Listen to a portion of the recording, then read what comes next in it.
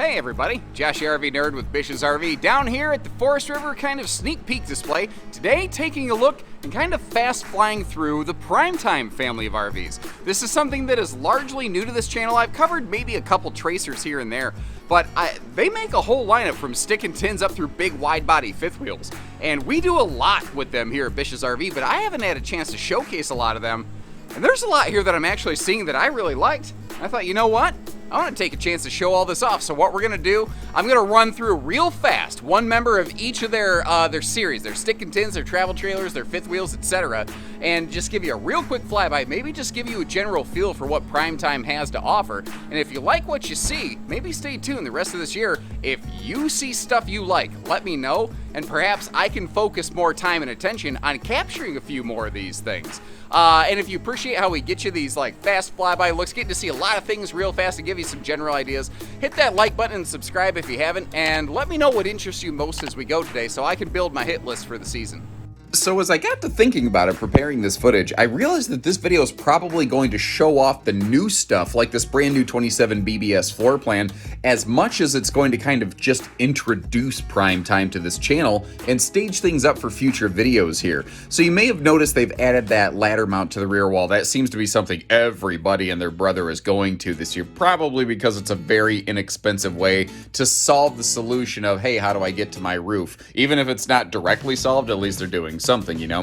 They do a really cool thing with the floor in these, very similar to what Keystone does with a lot of their floors. They're using Dynaspan floor decking. Basically, this stuff is 8 foot wide and comes in 24-foot lengths. It is a one-piece structure wood, which is fancy talk for OSB, but that type of material, the way that it's composed in that format, it has like 50% more load-bearing capacity, even as compared to plywood. So it's a very, very sturdy base and structure. 16-inch on center floor and wall studs, 12-inch on center roof studs, or trusses technically. Everything that really makes sense there.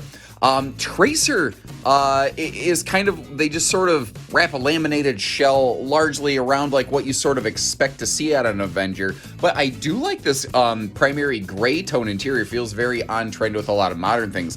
What I love about Tracer though is they know how to pick their battles. They don't overdo, they don't go too far beyond. What that means is that they're one of the RV brands that has maintained an aggressively lightweight while still maintaining a very aggressive price tag. That's what's very, like, I've seen some stick and tin trailers that actually will run more than a laminated lightweight here, and it is 5-sided laminated. The roof though is still wood constructed, but it's a full snow load walk-on roof. Now that was the Tracer LE series. They do make kind of an upscale brother here, the Tracer Ultralite, and this is where they have split and added a couple more of those fun widgets and features. All of the Tracers though have an enclosed underbelly. They also have an enclosed docking center up front on the driver's side of the passenger, something that with this quick footage I just didn't really get a good chance to showcase here.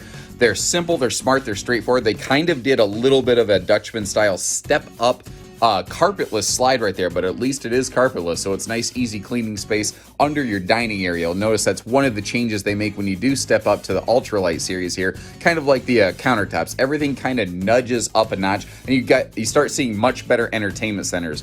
This is where you start to move from the realm of just a camper into a little bit of glamping, and anytime I see those headboard outlet little pockets there, I personally am just a really happy camper. Now this floor plan's pretty straightforward as you can see, but what I love about these, I don't know if you noticed, even in that Avenger, they have big showers. If you're a larger person, you can actually fit in these, but I'm not gonna lie, this is probably my favorite series in the Primetime family. They actually only build like 2 floor plans, though the Lacrosse models here, if you just looked at that photo and I asked you, is that a travel trailer fifth wheel? I bet most people would probably guess fifth wheel from a knee jerk. This is something nobody told them they weren't building fifth wheels, and they just happened to build it on one flat deck. That's what's cool about this. You get that monster atrium window overlooking your door side. And how many travel trailers have a fifth wheel gourmet kitchen like that? Not to mention the entertainment is fantastic. You're still guest friendly. You know, they're not doing like double sofas and a dinette, which always seems kind of superfluous to me. It is just poetry in motion in terms of efficiency and design. But the thing is, like, if you're just gonna set up shop and stay somewhere, the extra tall ceiling, the monstrously large bathroom in this is fantastic. And there's a very short list of travel trailers that have a stackable washer dryer prep closet like this, not somewhere buried into the front closet of it. Frankly, there's just not a lot of travel trailers that even have that. But the good storage space, that lounge, decking it out with the double air conditioner. You know, you've got heated holding tanks on these. Like, there's some really good things that start going into the Lacrosse series. And they're definitely a case of the few and the proud. There's, you know, just not a lot of travel trailers that have this kind of feature set equipped on them. But moving up into the world of fifth wheels, Crusader's done some really nice work. This is a brand that a couple years ago was just really getting their heads caved in. They weren't quite up to speed and modernized, and they have done a lot to move forward very, very quickly. What shocked me on this one is that even with a closet slide, they have got the hitch weights down where this might start to become half-ton towable. Now, again, that's really going to depend on the half-ton in question. You might have noticed there, Dexter suspension, you know. That is a very well-respected system. We're now moving into carpetless. This design is just a textbook in couples camping efficiency and comfort right here, because what they've done is created a living space that is effective but a little bit shorter total overall length without really giving up anything functional. Instead of having two sofas and a dinette, they give you the nice theater seating straight across from the entertainment center, and you've got that big dinette in the back, but that's more floor plan specific. Overall, what I really like about this, Crusader has updated, modernized, got the right features in the right places, and got their weights in check. And apparently I can't keep the camera flat and level there. Sorry about that. But move it up from Crusader, we come up to Sanibel. And as that title indicates, I feel this is a criminally underrated series. They're doing my nerd preferred thing there where the slide floor matches the main floor. I love the look of that. It makes it look and feel bigger. And these are bigger. These are wide body. And I like that they're giving us a smaller 8 wide than a bigger wide body series right here. Beautiful color contrast, working in some of that natural wood tone, right on the bleeding edge of the razor for that kind of residential trend, but really doing, I think, a good job of blending old and new here. Now, this floor plan specifically is a hard find. It is a middle bunk bonus room with a loft and a half bath. And that is something, like I said, there's a very short list of models that have that. But the way that they did this, they kind of built the middle bonus room over to the kitchen and extended the countertop to create an extra large peninsula counter. So you're really not losing a whole heck of a lot right there. And frankly, if you're one of the people who, when you're in the kitchen area and you don't want somebody else bugging you, this is not a bad way to go.